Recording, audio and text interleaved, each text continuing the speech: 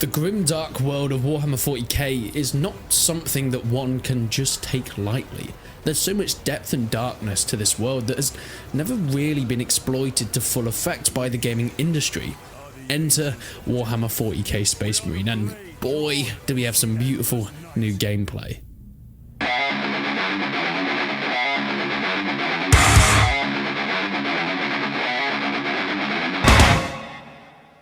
It's been a decade of disaster since 2011, and I think it's all down to not having a new Space Marine game to get our teeth stuck into. Finally, doing the Games Workshop IP justice with a third-person shooter, hacking and slashing, cascading through mission after mission of hoarding enemies, trying new weapons like bolt guns, snipers, and that bloody chainsword. Whilst being a short game, the original was a lot of fun. Jumping straight to the most recent gameplay, there's something that we can sure rely on. Space Marine 2 detailing Warhammer 40k's biggest draw. Nothing is ever small scale. You can see from our small snippet of gameplay that they are really going to push this to another level. Everything is sure to be over the top, bombastic set pieces with hundreds of new enemies, armies drawn on both sides, artillery bombardment giving you Vietnam flashbacks, and the disgusting gore and death kill animations that we've come to love and expect not only from this franchise but Warhammer 40k in general. The missions do seem to be down a more linear path, much like the first, handcrafted environments with a fair amount of variety to keep you interested. Yet much like the first, they don't necessarily give you too much freedom to go off and do your own thing. There's a story to tell here and you're gonna goddamn listen. Speaking of story, my beloved saviour, Mark Strong, he is not making a return for this one as the main character. I know, it's a big sad. He was perfect as the voice of the gruff Titus, even though he probably didn't exactly know what video games were at the time, but hey, at least now we have Big Viking Man, and even in this new gameplay, our first little listen at what he's actually going to sound like. We are the defenders of mankind. I can feel the betrayal of Ragnar Lothbrok coming through the screen with his silky pipes as we speak. One huge change in this title, though, is the inclusion of a new and more terrifying enemy. The first game mostly focused on hordes and waves of Orc and Gretchen. Now it's something a little more sinister.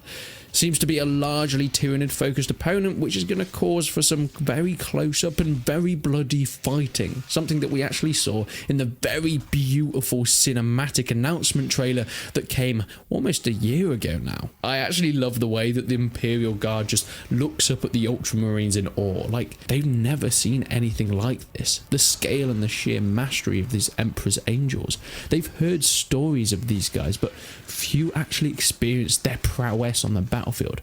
It really seems that Saber Interactive have really nailed the subtle lore between these two races and, well, the game in general. There is actually a very small clip fighting alongside some Imperials as Titus and the other Ultramarines in what seems to be a huge set piece coming into this second game.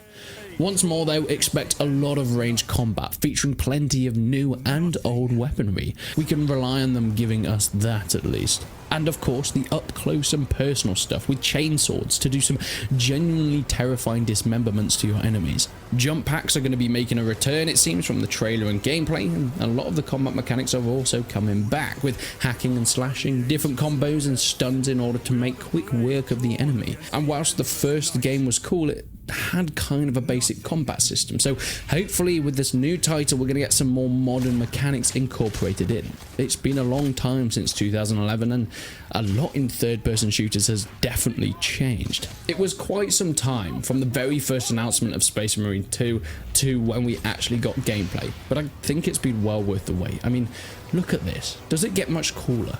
In true 40k fashion, nothing is quite enough. They always have to push it just that little bit further. The developers have come out to reassure fans that there's so much attention to detail that's going to be put into the game to make sure that it's as authentic as possible to this universe. There are so many fans in Warhammer 40k and so many incredible loyal fans, which is great, but it also means they are going to be walking on the edge of making fans happy and also making a great game. But it's really nice when someone actually comes out to take the time and read up on the lore and the background and the history of these franchises, because, well, some just don't like to do that.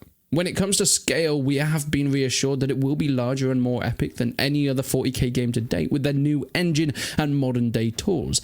There's not going to be hundreds, but thousands of Tyranid enemies on the battlefield at once for you to hack and slash your way through. It's always incredibly satisfying, and whilst it does have some flaws, this was also something that Warhammer 40k Darktide did really well. The satisfaction of cutting through enemy after enemy, watching them drop to the floor as you move on and then through the next. I'm so glad we're going to be getting a similar sense of scale right here. It seems that this is really going to be a passion piece more than anything. They don't just want to make another third-person shooter, and Saber Interactive said they want to embody the galactic battles that players have come to expect from any other 40k title. We also did have a small developer blog that showed us some behind the scenes of how this game was made.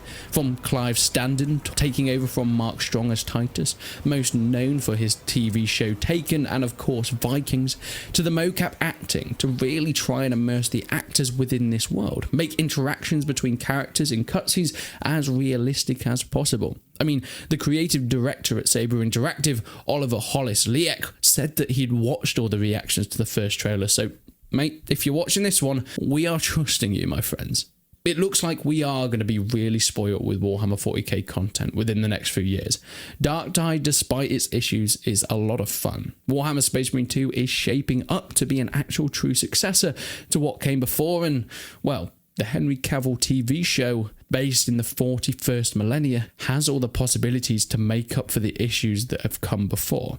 You see, whilst Warhammer and 40k in general is so popular, because of this there have been a lot of misses. I think it's safe to say that there's been problems with the IP and Games Workshop so set on spreading it as far and wide as possible that quality control has been, well, somewhat speckled to say the least. Yet now bigger budgets and bigger studios are coming into the fray. It should, fingers crossed, make for some high quality media coming into this vast universe. Because Warhammer 40k Space Marine is on its way, and boy does it look goddamn incredible.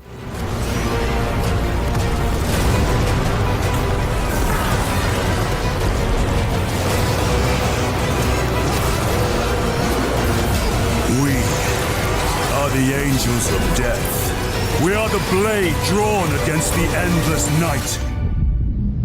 Nothing will survive our wrath.